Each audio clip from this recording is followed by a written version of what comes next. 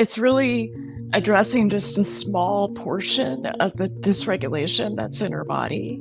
And a lot of these medications that are used for autoimmune disease then have a whole list of side effects. So then you start chasing the side effects from these medications. So there's a time and a place for conventional medicine. I'm not saying we need to hijack the whole system, but there are chronic diseases like autoimmune disease where a different approach is really necessary. And there are just too many people who struggle for too long and are not getting the care they need. And they're frustrated and they need answers. They need an approach that makes more sense, that addresses the leaky gut, that addresses the triggers, and has some of these other solutions that include mostly lifestyle modulation. Hello, hello. I am your host for today, Dr. Carrie Jones, and I am so excited to bring to you my friend and esteemed colleague, Dr. Sara Szal Gottfried. She is a Harvard-trained MD. She is the director of precision medicine at Thomas Jefferson University Hospitals and a best-selling author of several books, including the one we're going to talk about today, The Autoimmune Cure. Now, this is a big deal because oftentimes Sara talks about women's health and heart health or gut health, nutrition, and she's wrapping it all together to discuss autoimmune. But it's her perspective on autoimmune as it relates to trauma and triggers, which is not often talked about. Commonly in conventional medicine, if you show up with an autoimmune disease, let's say Hashimoto's or MS or lupus, rheumatoid arthritis, they say to you that we don't know why. There's no reason. Here, take this pill. And it was wonderful to go with Sara through her book where she talks about potential traumas and triggers and what you can do about it. So if you are working through an autoimmune condition or autoimmunity, meaning you've tested positive, but maybe you don't have any of the signs or symptoms yet, or you don't have any of the actual disease development, maybe you know somebody who has an autoimmune condition or has tested positive for autoimmunity, this is the book for you. This is the podcast to listen to as we go through, in her decades of experience, what she sees as it relates to autoimmune disease. So listen up. Oh my goodness, Dr. Sara, welcome to the Root Cause Medicine podcast. I cannot wait to talk to you about your book, The Autoimmune Cure, because I read it cover to cover and so many things hit home for me. And I thought, well, who better than to have the actual author herself on so I can talk. So welcome to the show. Thank you so much, Dr. Carrie Jones. Happy to be here. You've written a lot of books, and a lot of the books you've written have focused on hormones, but this one specifically is on autoimmune. And what's interesting, the other day, I told my husband I was interviewing you. I had the book out, I was reading downstairs, and he said, my husband is not in medicine, by the way. He said, I feel like autoimmune is on the rise. It's increasing. Is that true? I hear it all the time. And I said, I'm going to ask Sara. I'm going to ask her about it because of the book. Do you feel like autoimmune is on the rise and people really need to be eyes wide open about this? It is rising exponentially. Both the diagnosis of autoimmune diseases, and there's more than 100 of them now, kind of classical autoimmune diseases, and also autoimmunity, which is the 7 to 14 years before you have an autoimmune diagnosis. So both are dramatically increasing, especially post-pandemic. That is a scary fact right there. Why do you think that is? I think there's a constellation of reasons. We know that the root cause of autoimmune disease is threefold. And Alessio Fasano at Massachusetts General Hospital, pediatric gastroenterologist, is the one who first described this. He said, number one, genetic predisposition. It's a three-legged stool. Number two is that you've got increased intestinal permeability. And then number three is that you've got a trigger. And so those triggers can vary. They can be trauma, toxic stress. It could be infection, such as with the virus that causes COVID. And it can also be sweeping hormonal changes like pregnancy, postpartum, perimenopause, menopause. So there's a lot of different triggers. And I would say overall, the triggers are increasing. They're at the highest I've ever seen. And the level of dysregulation in my patients, my clients, is higher than I've ever seen in my 30 years of seeing patients. I would concur with 100%. Dysregulation just globally seems to be sweeping to everyone. You see it all over social media. You see it in the people that you're working with and treating. You see it in your neighbors. You kind of just see it everywhere, unfortunately. So going back to autoimmune, we're now up to over 100 types of autoimmune. And I think this is really good because even though I know some people argue for or against a diagnosis, and if we have to name something, but when it comes to the types of autoimmune, I just want to touch on, for familiarity purposes, the most common autoimmune that you see in your practice or that are kind of out there, to put it on people's radars. The most common I see in my practice is Hashimoto's thyroiditis. And we know right now that about 13% of lab populations, like especially one lab that I've been tracking, about 13% of the population has antibodies against their thyroid. That's pretty high. And then you look at things like anti-nuclear antibody, which isn't associated with a specific disease. It's a more general measure of antibodies. About 30% of the population has that. So we're talking huge numbers. But in terms of the most common ones, there are things like rheumatoid arthritis, Hashimoto's thyroiditis, type 1 diabetes, multiple sclerosis, psoriasis. So there's more than 100. But another thing that I think is important to realize is that if you define autoimmunity kind of classically as making antibodies against your own tissues, there's also conditions in which you're attacking your own tissues, and there may or may not be an antibody that's measurable. And that's true with endometriosis.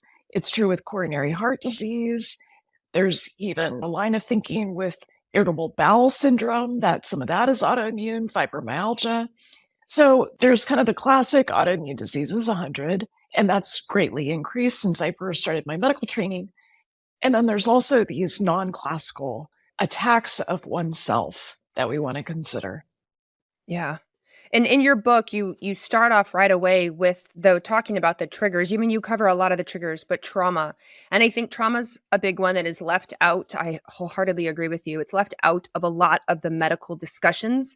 So I want to have that discussion for people who may not have thought big T's and little t's, as you call them, could have been a trigger for autoimmune or autoimmunity. So let's go into that. First of all, what made you take it from that approach? What have you been seeing or experiencing when it came to trauma and autoimmune?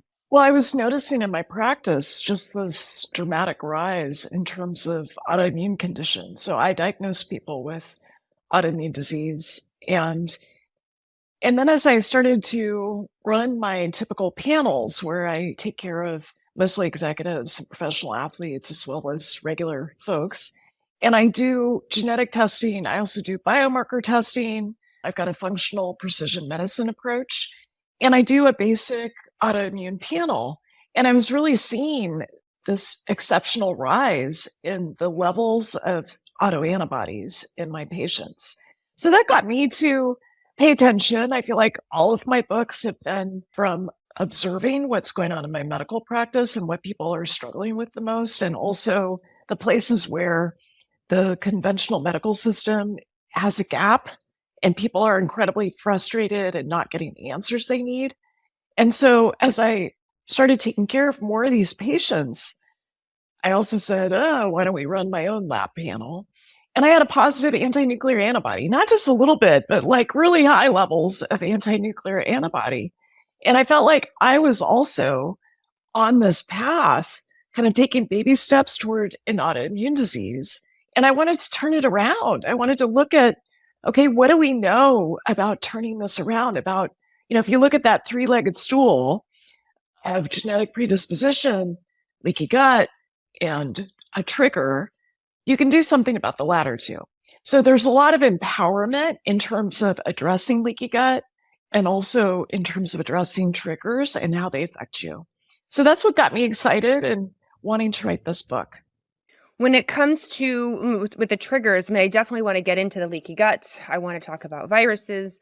But again, with trauma, how does somebody even start with that? Obviously, if you've had a big T, maybe big T meaning a major trauma in life, however that looks for you. We're all pretty familiar with what those look like. But I'll give you an example. A friend of mine, for a lot of her life, was unable to speak her truth, use her voice, had some abuse when younger, and as a result developed Graves' disease, which is autoimmune hyperthyroidism. And she said, looking back from a trauma point of view, it always centered around my neck, just like where your voice comes from. And she said, obviously, there's a lot more that goes into autoimmune, but when it comes to trauma, having that experience over and over and over again for decades, I think is what contributed to the development of Graves. And in your book, you discuss this as well, like the adverse childhood events.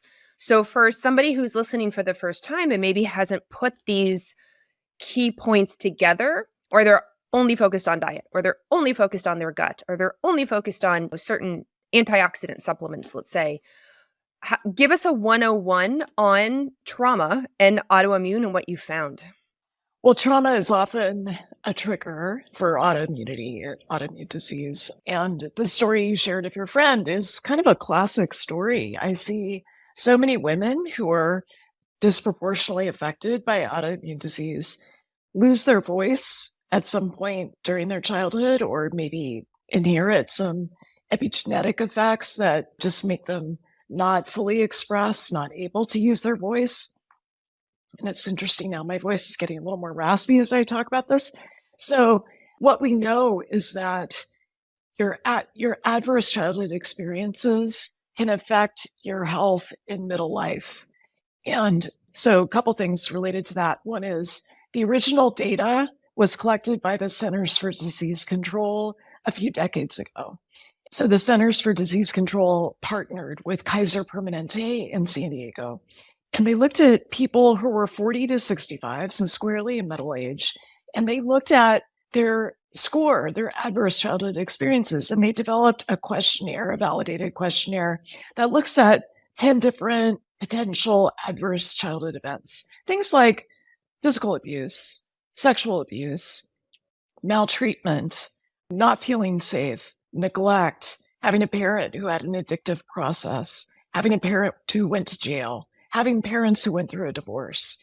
And so it's a score out of 10. This is one of those tests that you don't want to score high on because 0 is really considered the ideal.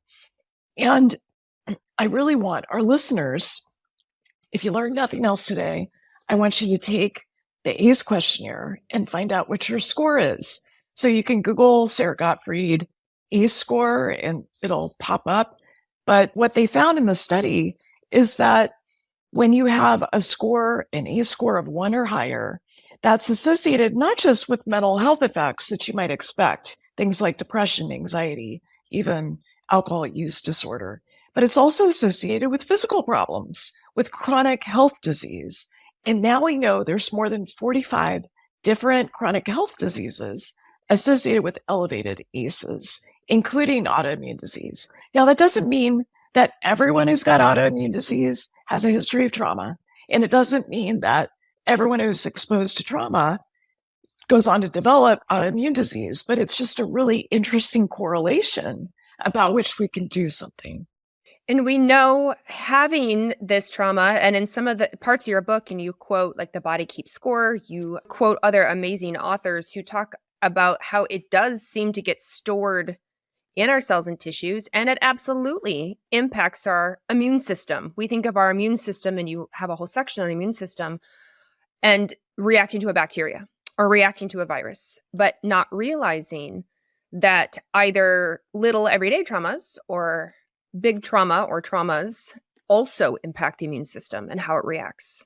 That's right. So the way I think of it is that your stress response system is a network. So it's not just the hypothalamic pituitary adrenal axis. It's this entire network that can be vulnerable, but also can be your ally. And so I think of it as the PINE network, and that stands for your psychology, your immune system, your neurological system, and then your endocrine system. So what we know is that for people who are exposed to trauma, whether it's big T, which we would all agree is significant trauma, or small t, or a breakup, or like conflict in your marriage, or getting into a car accident, these small t traumas and big T traumas, they can have a signature on your body. And it really depends kind of how you respond to that overwhelming event, that distressing event. That is what determines how it lives on in your system. And there are some people who are vulnerable, maybe related to genetic predisposition, maybe related to not having the kind of people to talk to when they go through this trauma. There are people who have a level of dysregulation that might specifically affect their immune system or might specifically affect their microbiome or might affect their autonomic nervous system, kind of the way their sympathetic nervous system, fight, flight, freeze, fawn, talks to their parasympathetic nervous system, which I think of as stay and play. And then, of course, it can also affect their endocrine system, which you and I basically won't stop talking about. The effects of cortisol, cortisol awakening response, DHEA, melatonin, all the other sex hormones, estrogen, progesterone, testosterone, DHEA. So depending on your vulnerability, one or more of the PINE network can become dysregulated. And we see it all the time. I mean, people listening are probably like, oh, yes, I have of PINE, PINE. They may think like, oh, 3 out of those 4 I have issues in, or 2 out of those 4, or in all 4 of those things. Definitely there's some dysregulation going on. And this could be part of it. I mean, this could be a big part of it for a lot of people. But if you don't ask as a practitioner, if you don't ask, or as somebody who hasn't recognized it, or they just shrug it off. I mean, sometimes people think, oh, that's life, or I've had a lot of stress. Everybody has a lot of stress, not realizing the impact and the effect that it has on the body. And in fact, in some of your sentences that I have highlighted, because I realize I recognize a lot of myself in this, I was like, So in one of page 89, you say, for me, the experience of shutting down my body awareness has left a legacy. I grind my teeth at night. I must remind myself daily to release tension in my jaw. I tend towards constipation at the slightest hint of stress. And I was like, dang. Yep. Raise your hand. Raise your hand. And you go on later on to talk about the whole I'm fine. So I was taught to contain my bodily sensations and frankly, my wild animalness in the service of thinking and articulating my thoughts. This is what we were taught in grade school, to sit still, be quiet, learn, regardless of what the body prefers. I'm not saying it's a bad thing. It got me through college, graduate school, medical school, internship, residency, and a busy career. And I think a lot of women can relate with the like, I'm fine. There's that meme of the house burning down and the dog is sitting there. I'm fine, and we just push on, not realizing how much it's impacting the whole PINE network. That's right. And what is especially upsetting to me is that so many people feel this way. They feel like something's not right. Maybe they've got some joint pain. Maybe they've got fatigue. Maybe their hair is falling out. And often they go to conventional medicine and they don't get answers to their situation. They get told they're just getting older. They get dismissed. No one bothers to do an autoimmune panel to see if there might be something going on under the hood. And on average, people who've got some of these symptoms of dysregulation can suffer for 7 years before they get a correct diagnosis. And you really have to measure some of these things objectively. It's one of the reasons why I think a wearable is so important. It's one of the reasons why testing, doing blood testing, doing biomarker testing, I think is so critical, because you want to objectively look at all of these different components, kind of the downstream consequences of your PINE network not being loved up the way that it could be. And I want to get into some of the other triggers too, because don't worry, everyone. She has a whole protocol, which I'm going to ask her more about, because I think a lot of people realize, one, the pre-autoimmune, that's very relatable. Somebody's been told, well, my thyroid antibodies are positive, but all my thyroid looks okay for now, but I'm having symptoms. What do I do? Or I'm having joint pain. I have maybe either mild antibodies or they maybe suspect rheumatoid arthritis, but I'm not there yet. And unfortunately, in conventional medicine, it's, well, we'll wait and see. We'll wait and see. Not realize as I progressed through the book, there's so much that can be done. And of course, in precision medicine, we always say there's so much that can be done leading up to that point. But what I want to talk about are the other triggers too. So I do want to mention like the gut health or even the viruses, because again, that's not often taught. Like people think, how could my gas or my bloating, How could my IBS, how could that even remotely relate to my immune health, my autoimmune? Yeah, this point is critical because 70% of your immune system is in your gut. And so there's this interdependence, kind of a dance between your gut function, and your immune system that we have to pay attention to. And it's a somewhat complex system. We know, for instance, if you're someone like I am, and you've got high cortisol, you've got kind of the high cortisol phenotype, we know that that's directly toxic to the gut. We know that that increases intestinal permeability. And there's so many different factors that can affect your gut. One of the ways that we induce leaky gut in experimental animals is to give them alcohol because it's the most consistent way to cause leaky gut. And so for people who are drinking, who are having a glass or two of wine or a cocktail, you are increasing intestinal permeability every time you have a serving of alcohol. And I know that is kind of frustrating. The good news is, hopefully, Carrie and I will talk about some of the better ways that you can transition besides alcohol. No, well, actually, I want to stop you for a second. For those who don't know, what is leaky gut? Will you explain intestinal permeability? Yeah, so I would say that, once again, Alessio Fasano has really taught us a ton about this, that in your gut, you've got these tight junctions kind of between cells, and they're meant to be what they sound like. You're supposed to have this really tight connection between your cells. And as a result of various things, such as exposure to glyphosate, exposure to alcohol, having too much toxic stress, having that whole, corticotropin releasing hormone cascade leading to higher cortisol, all of those things can lead to a problem with the tight junctions and kind of this issue of leaky gut.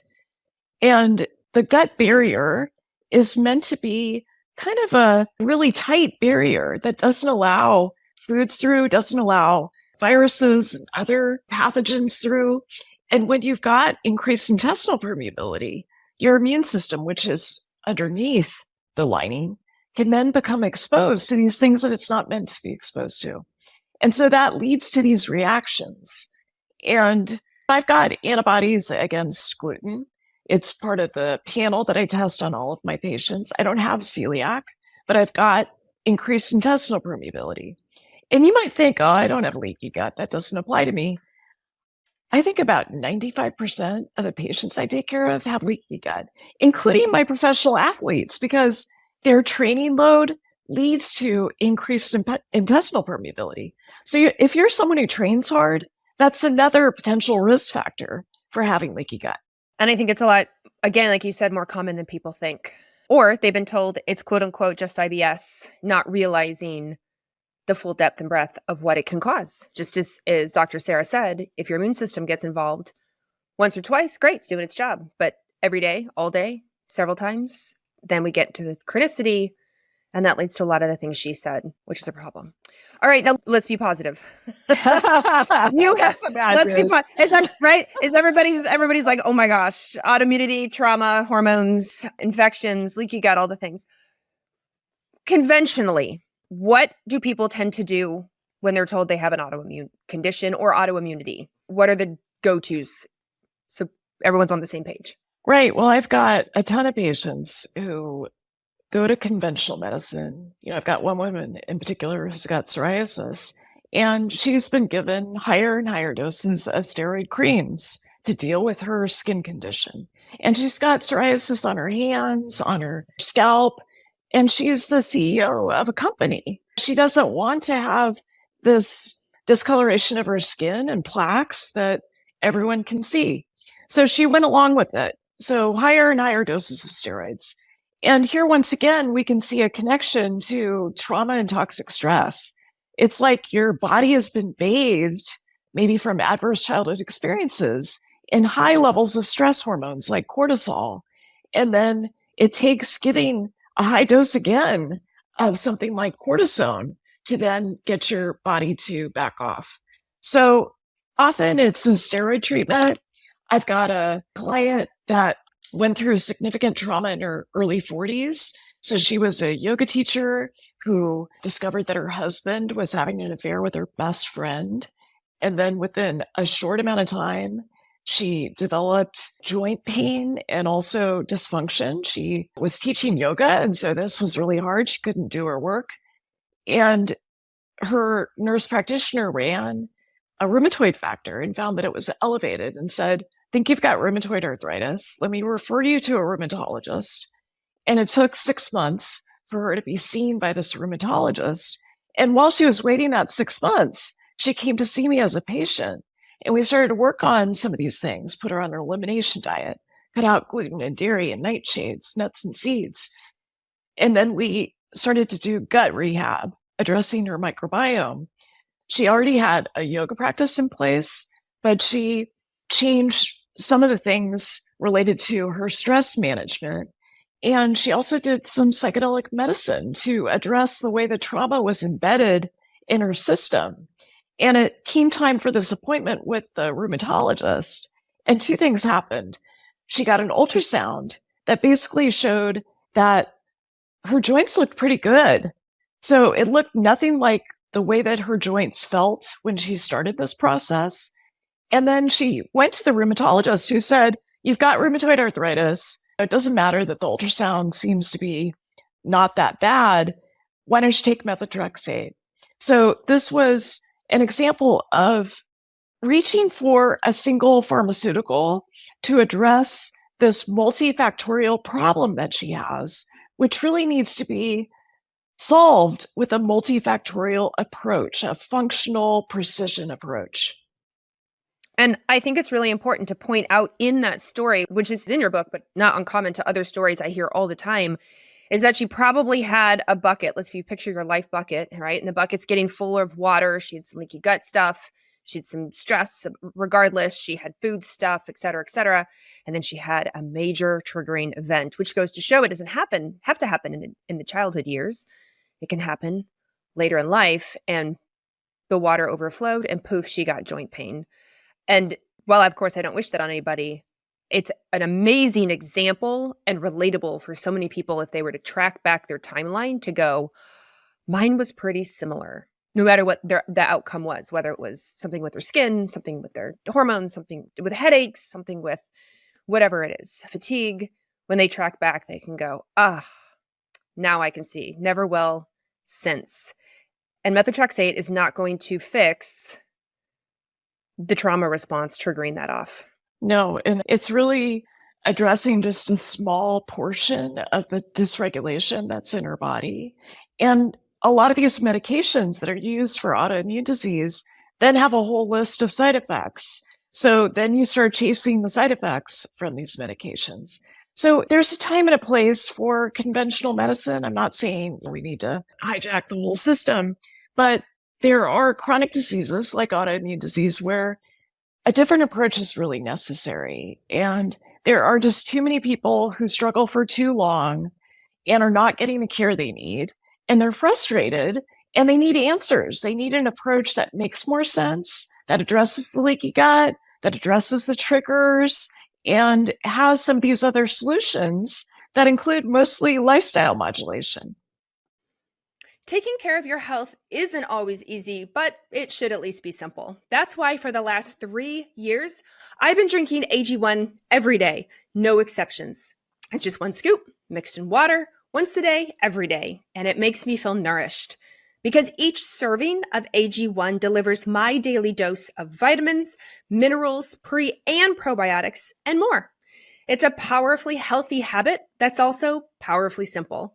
And for me, I travel a lot, which means I spend a lot of time in conferences and hotel rooms. And while I love using the AG1 powder at home, the travel packs are so easy and convenient to mix with my water in my shaker in my room, thus covering my bases with a high quality nutritional supplement when great food is not always available. If there's one product I had to recommend to elevate your health, it's AG1. And that's why I've partnered with them here for so long. So if you want to take ownership of your health, start with AG1. Try AG1 and get a free 1-year supply of vitamin D3 and K2 and 5 free AG1 travel packs with your first purchase at drinkag1.com/rootcause. That's ag1.com/root cause. Check it out. Well, and you talk about psychotherapy too. And one of the areas that I have highlighted, psychotherapy, of course, talking to a counselor, a therapist, whoever, it can be absolutely wonderful. However, two things. One, it can be sometimes siloed, is like I see my autoimmune doctor and I see my therapist, not realizing the two may overlap. But two, you talk about interoception. So it reinforced exteroception, but skipped interoception when you talked about your own psychotherapy experience. And I wanted you to explain that to people because that I think may really resonate with them. So interoception is this ability to sense what's happening inside of your body. And I am so grateful for my conventional medical education, but there was a way that starting in 1989, when I went off to Boston for Harvard Medical School, that my interoception was just trained out of me. Because if you really sense into your body while you're working 120 hours a week, like it's completely overwhelming. It's just really hard to do that. I mean, you can't work those kind of hours and also go to the bathroom when you need to and eat when you need to and find nutritious food. It just doesn't happen. So I learned how to dissociate. And I think a lot of physicians do this. So I learned how to go here and cognitively dissociate and just use my mind to solve problems. And I would just ignore my body from the waist down. So interoception is reclaiming your entire body and starting to sense into your body. Even if you're someone like me who functionally dissociates, I don't do it anymore, but it's kind of a path back to wholeness, a path back to really having a sense of what's true in your body. So I didn't find that talk therapy did that. And when I looked at the research on the gold standard for how we treat trauma in this country, I was shocked to find that talk therapy is usually the primary approach, sometimes trauma informed, but mostly it's talk therapy, maybe cognitive behavioral therapy.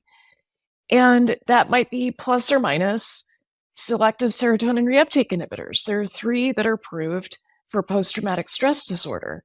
And the efficacy of one or both, the 2 together, is around 30%. 30%, which I think is abysmal. And part of what got me excited about this book was that 5 years ago, we were starting to see the literature on MDMA-assisted therapy in people with trauma, in people with post-traumatic stress disorder. And we saw that it was more than twice as effective as the standard of care. So efficacy in the first randomized trial, phase 3 trial that was done for MDMA-assisted therapy, of about 2/3 people no longer meeting criteria for PTSD after 2 to 3 treatments. And then more recently, there was a study published last year showing in people with moderate to severe PTSD, a more racially and ethnically diverse population, 50% non-white, we saw that 71% no longer met criteria for PTSD.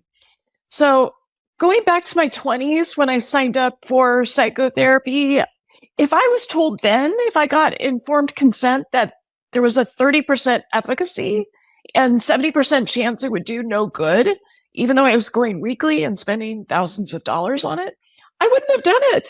I wouldn't have done it. So yes, there are people who are extraordinary. I love therapy. I think it's a really important intervention, but we just have to get much more specific about what could be effective for people who struggle with trauma as a trigger.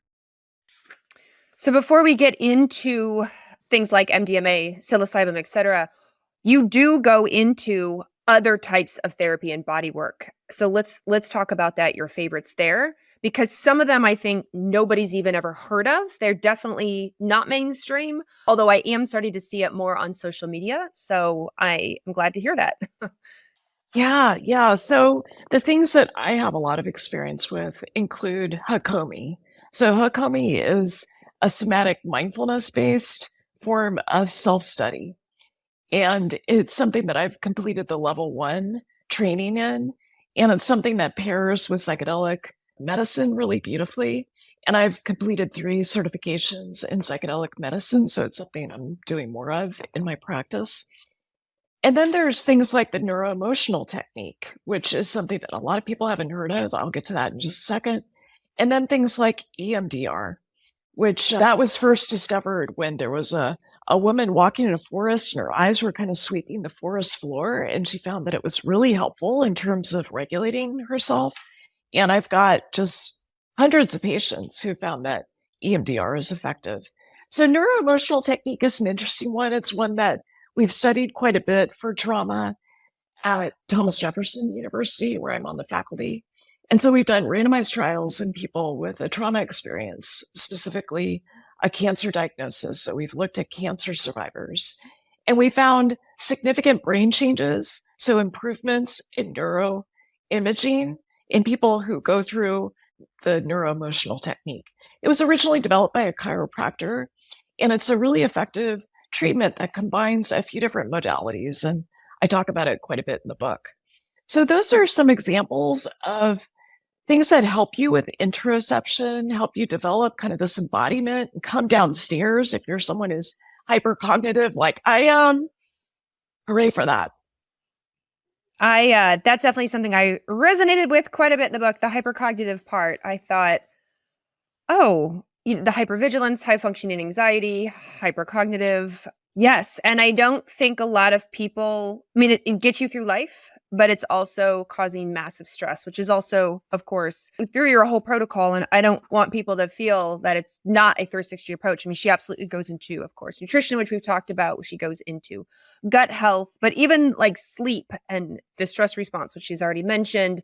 So it's pretty thorough in that regard, and it is so important, but not often included when somebody is working with autoimmunity, virus triggers, perimenopause and menopause, trauma, the whole thing.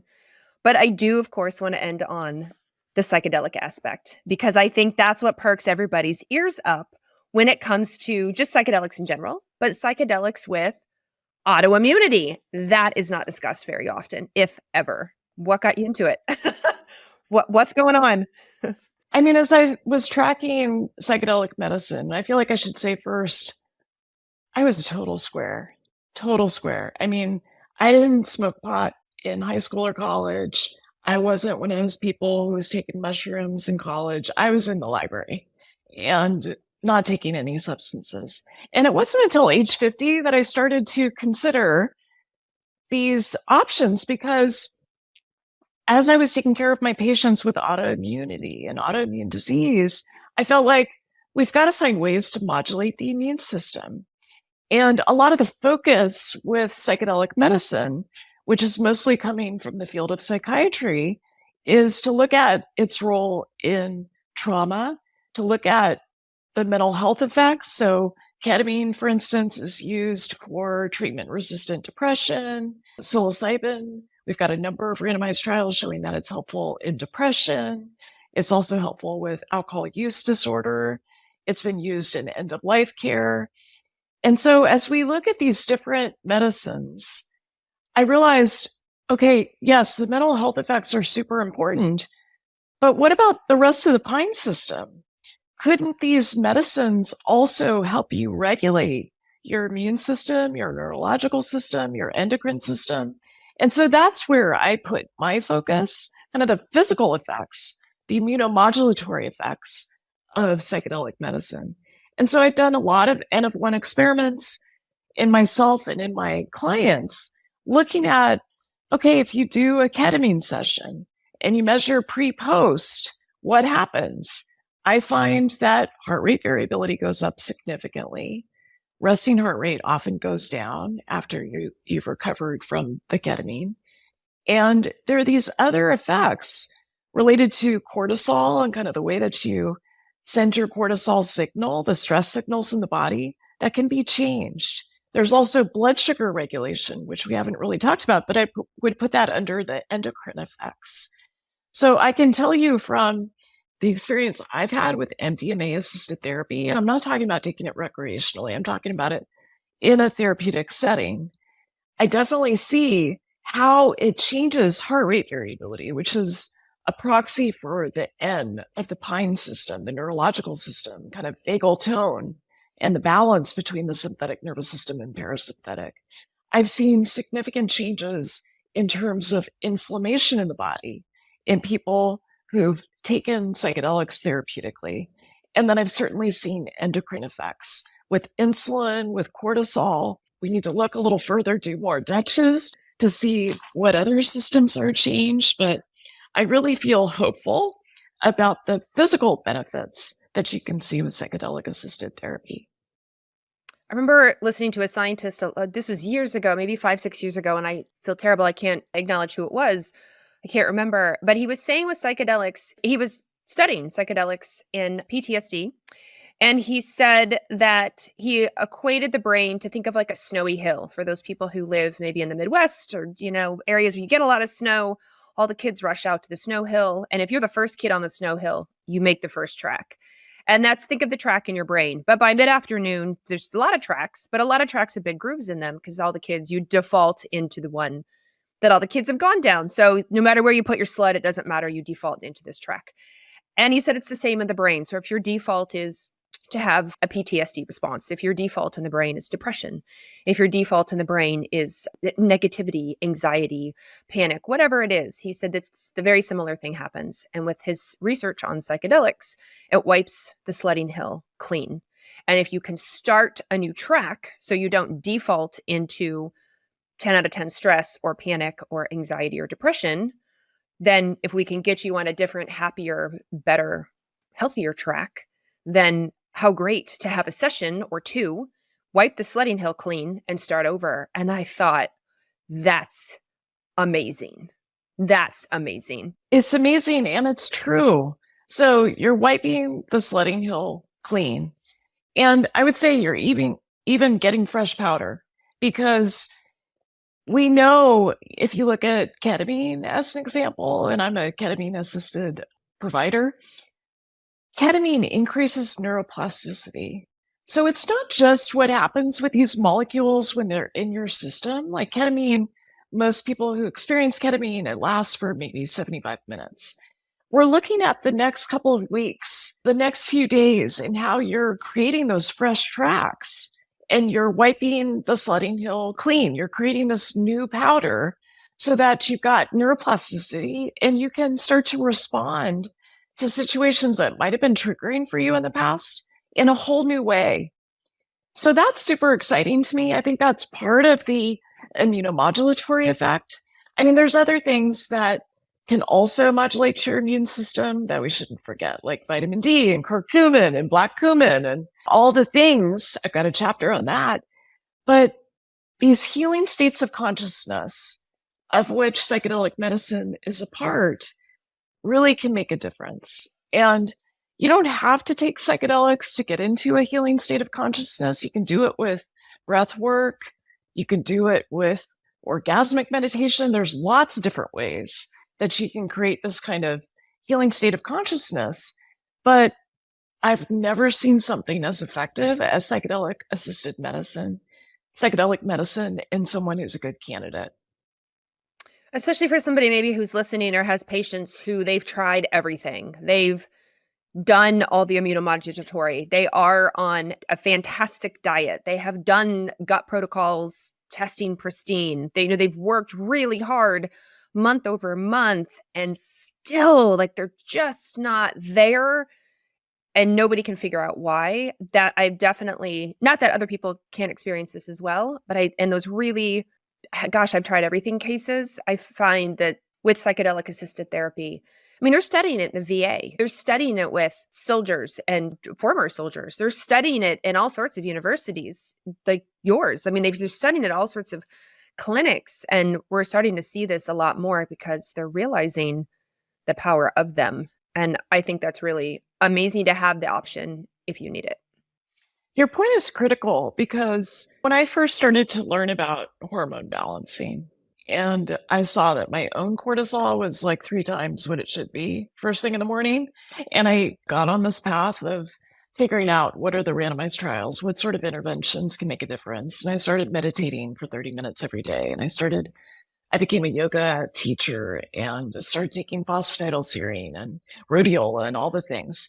What happened was I would get better and then I would backslide. I'd face a new trigger and I'd be kind of back, not maybe quite as bad as I was initially, but I would backslide. And it's in those situations with our clients, our patients, where if someone gets better, they take 3 steps forward, 2 steps forward, and then 1 step back. That's where we really want to consider trauma. And we want to consider some of these more novel treatments for resolving the trauma response, the trauma signature. Yeah, absolutely. And for those who are maybe new to psychedelics, it seems a little overwhelming or concerning. Sara does have great resources on how to dip your toe into, where to watch for. I am lucky. I'm in the state of Oregon, and we seem to be charging ahead in that regard. I understand not all states feel the same way, but it is interesting to watch across the nation what's happening with the different states as this works. So she does have resources for you. You will not be left without them. Well, Dr. Sara, in our final few minutes, is there anything I forgot to ask you? Anything that you feel is really important as a takeaway for everybody as it relates to the autoimmunity, and your protocol? To me, the most important thing to do is to take a moment and assess your own level of regulation. So there's lots of ways to do that. You could do it with meditation, a state of mindfulness, noticing your breathing. You can also do testing, right? You can do cortisol levels. You can look at immune function. You can do a lymphocyte map. You can look at intestinal permeability. But I really think it's critical that you measure your level of dysregulation, because you might think that you're fine, but your body may not agree. And so objectively measuring your level of dysregulation or regulation is something that I want our listeners to take away. And then what I hope is really helpful is that being in a state of dysregulation is so much worse than the effort it takes to become regulated again. It is so much easier to become regulated again than to live with the misery of everything being out of whack. Your blood sugar, your immune system, your cortisol levels, your DHEA levels. So I just want people to realize that you don't have to suffer unnecessarily. Regulation is within your grasp. Yes. Oh, I love that. And where can people find you when they want more information? I hang out on social media, mostly on Instagram with you, my girlfriend. And so that's at Sara Gottfried, MD. You can also go to my website, saragottfriedmd.com. Amazing. We will link all of that in the show notes. Her book, of course, is The Autoimmune Cure. Please, please. And Sara has written a lot of books. She is a prolific, amazing, best-selling author. And I've read all of them. Like I said, I've read this one, highlighted, tabbed, the whole thing. So I am so honored to have you on to talk about this. I think your approach is absolutely just nuanced and fantastic and a breath of fresh air and something that everybody needs to hear. So thank you for coming on the Root Cause Medicine podcast. Thank you, Carrie. So happy to be with you.